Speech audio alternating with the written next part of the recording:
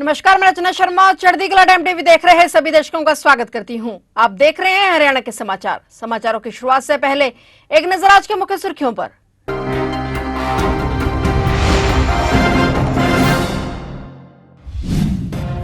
हिसार पहुंचे सीएम सैनी ने air show का किया शुभारंभ। लड़ाकू विमानों ने दिखाए हैरत अंगेज करतब। तिरंगे के रंग में सराबोर हुआ आसमान। धर्मनगरी कुरुक्षेत्र में नमो युवा रन का आयोजन। नमो युवा रन मैराथन में सीएम नायब सैनी ने लगाई दौड़। नमो युवा रन को मुख्यमंत्री नायब सैनी ने दिखाई हरी झंडी। चौधरी चरण सिंह हरियाणा कृषि विश्वविद्यालय में 2 दिवसीय कृषि मेला। कृषि मेले में मुख्य अतिथि के रूप में पहुंचे मुख्यमंत्री नायब सैनी। सीएम नायब सैनी ने 42 प्रगतिशील किसानों को किया सम्मानित।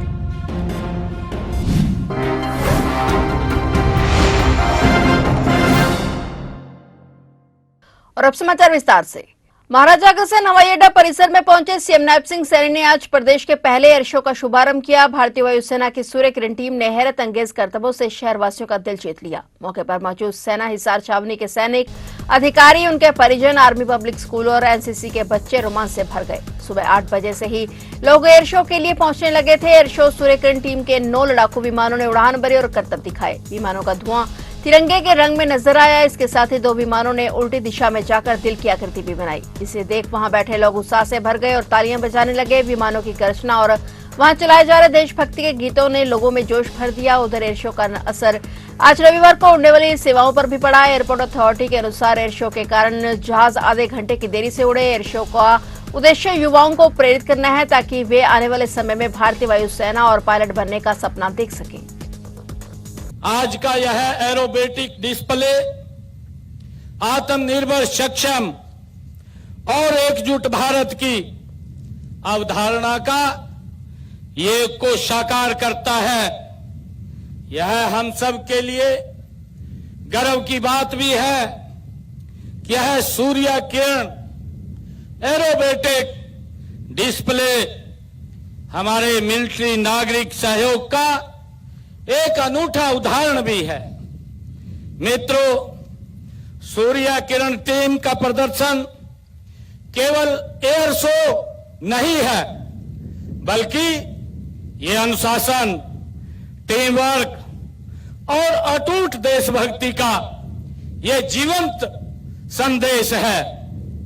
इनके प्रत्येक कर्तव्य में हमें इनके मोटो सदैव सर्वोत्तम अर्थात हमेशा उत्कृष्ट प्रदर्शन की भावना स्पष्ट दिखाई देती है।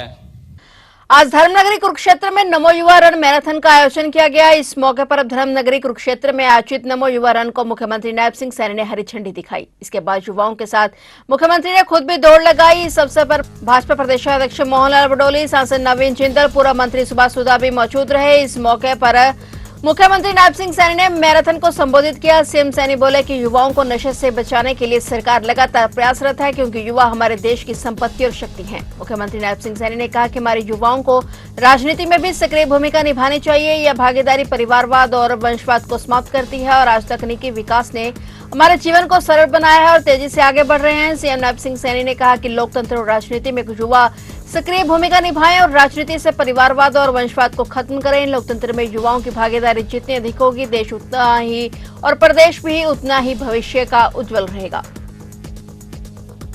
आज नमो युवा रन हमारे युवा साथी कुरुक्षेत्र में हजारों की संख्या में इसमें हिस्सा ले रहे हैं।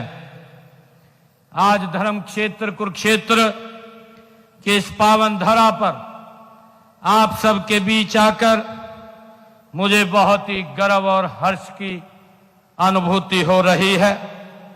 आज हम यहां पर, जैसा मैंने अभी कहा भी है, देश के यशस्वी प्रधानमंत्री आदरणीय नरेंद्र मोदी जी के जन्मदिन से लेकर के और उस जन्मदिन के उपलक्ष्य में पूरे देश में आयोजित नमो युवा रन में भाग लेने के लिए हम इतनी भारी संख्या में आज एकत्र हुए हैं।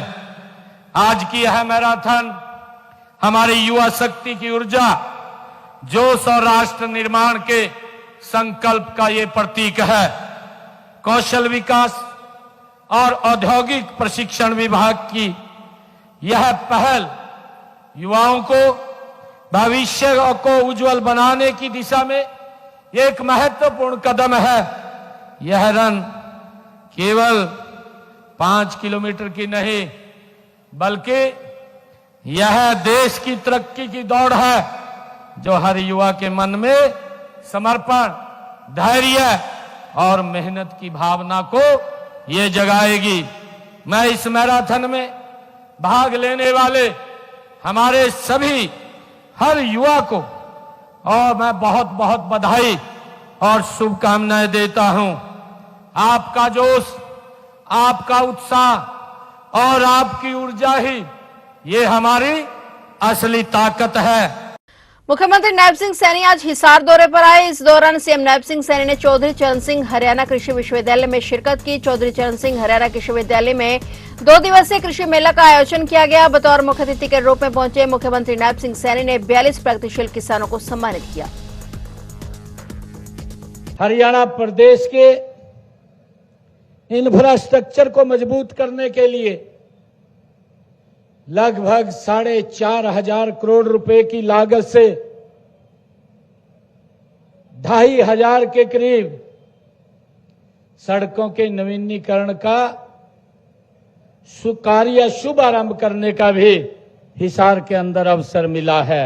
आज यहां मैंने दंतोपन ठेंगड़े कृषि उद्यमिता स्थल उसका भी उद्घाटन किया है और अभी इसके बाद मैं यही इसी कृषि विश्वविद्यालय में कल्पना चावला महिला छात्रावास और देवी अहिल्याबाई होलकर महिला छात्रावास का भी उद्घाटन करने का मुझे मौका मिलेगा, अवसर मिलेगा। इसके लिए मैं आप सबको और सभी युवा साथियों को बहुत बहुत बधाई और साधुवाद देता हूं।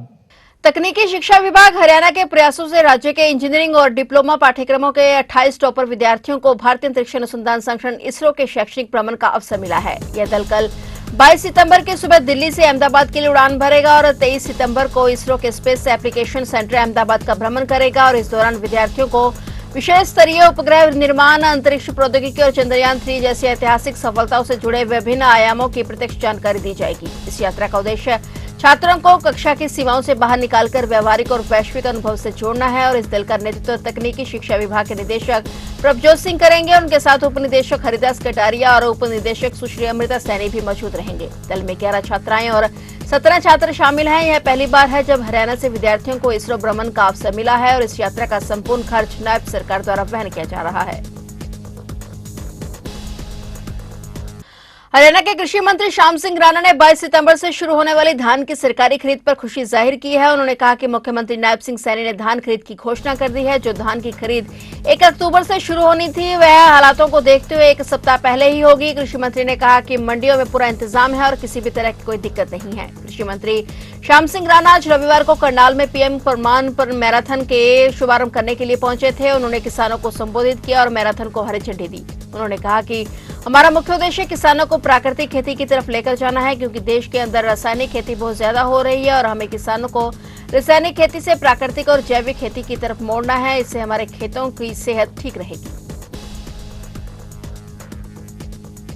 सबसे बड़ा तोहफा तो ये है जो 1 अक्टूबर को शुरू होनी थी, लेकिन हालात को देखते हुए ये 22 तारीख से कर दी, 1 हफ्ता पहले ही शुरू कर दी। तो धन्यवाद करना चाहिए मुख्यमंत्री जी का।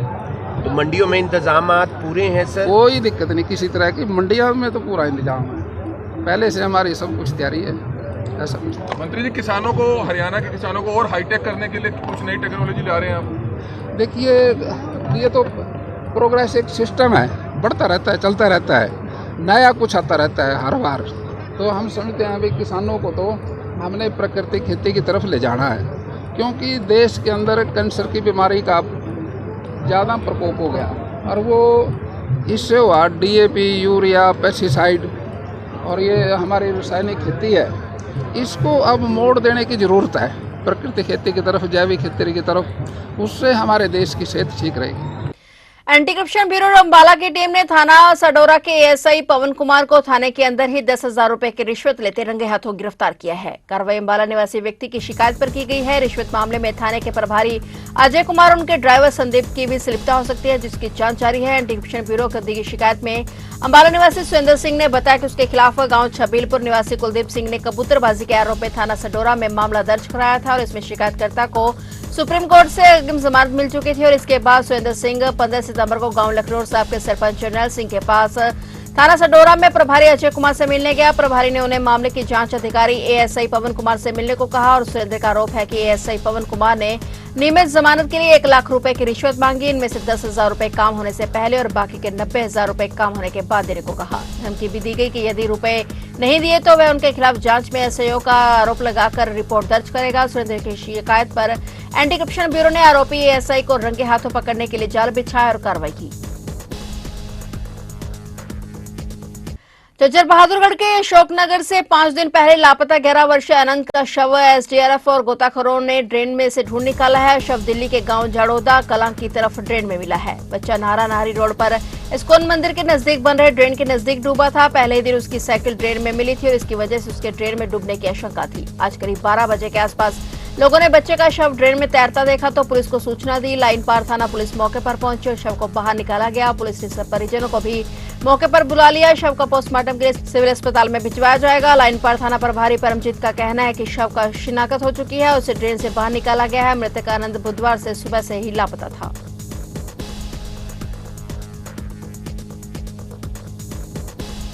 अंबाला के शाहबाद रोड पर स्थित प्रताप फैक्ट्री में एक हादसे में 4 मजदूरों की बुरी तरह झुलस जाने के कारण उन्हें गंभीर हालत में अस्पताल में भर्ती कराया गया है। केसरी गांव के नजदीक इस फैक्ट्री में यह हादसा तब हुआ जब फैक्ट्री में बॉयलर में उपलों से आग जलाकर काम किया जा रहा था और एक वर्कर उसकी राख को बाहर निकालने लगा तो अचानक बड़ी मात्रा में जले उपले बाहर आ गिरे, जिसमें एकदम आग भड़क गई और 4 मजदूर इसमें झुलस गए। गनीमत यह रही कि आग पर तुरंत काबू पा लिया गया और अन्यथा बड़ा हादसा हो सकता था। आग से झुलसे वर्करों को तुरंत सिविल अस्पताल अंबाला छावनी ले जाया गया, जहां से उन्हें चंडीगढ़ पीजी रेफर कर दिया गया है। प्रताप फैक्ट्री के मैनेजर श्यामलाल ने बताया कि मैनेजमेंट पूरी तरह से चारों वर्करों के साथ खड़ी है और उनके ठीक हो जाने तक उनकी इलाज की पूरी जिम्मेदारी मैनेजमेंट निभाएगी।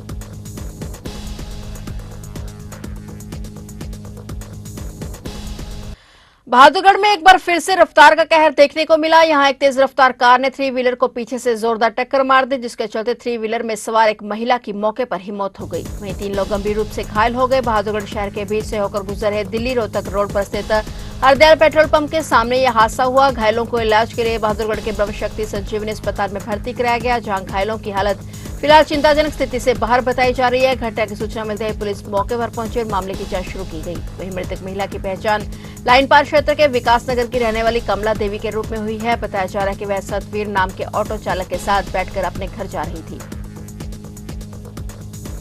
फिलहाल हरियाणा के समाचारों में इतना ही और नए समाचारों के साथ फिर से हाजिर होंगे। तब तक के लिए देखते रहिए चढ़ती कला टाइम टीवी।